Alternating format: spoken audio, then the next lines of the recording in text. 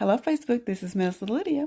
I'm coming back on with a part 4 concerning are you being recommended by God, and let God recommend you and always recommend God. How do I recommend God when I'm going through a test and trial, especially a test and trial?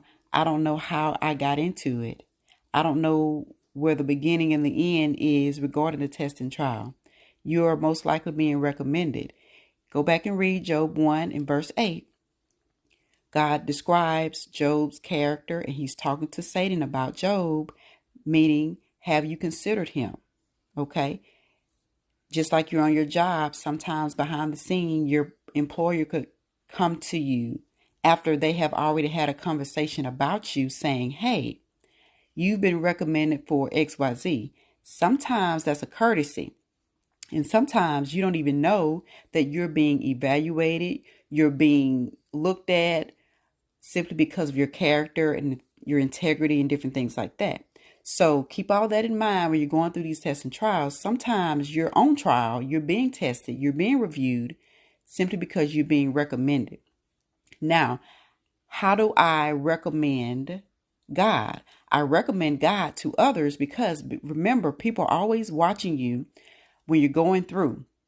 Okay, Job had friends, he had his family, he had his wife. Well, he had his wife because of what happened to his family. He had his wife there. And there were friends there seeing and listening to all the things that's going on to Job. But I want you to look at this phrase that Job said out of his mouth.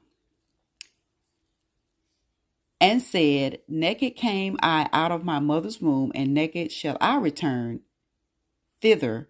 The Lord gave, and the Lord hath taken away. Blessed be the name of the Lord. In all this Job sinned not, nor charged God foolishly. So how am I recommending God? I am yet giving God the praise and glory in spite of my trials, my tests, my travail, my grief, the things that I'm going through. I am yet giving God praise and glory and honor. Now, when you read in the book of Job, Job is dropping nuggets. Job is telling his wife and his friends, are we going to curse God and die, or are we going to retain our integrity? Because God is doing things for us, but God is allowing things to happen as well. But look at the phrase and the statement that he made. Thou speakest as one of a foolish woman speaketh. What shall we receive good at the hand of God, and shall we not receive evil? In all this did not Job sin with his lips.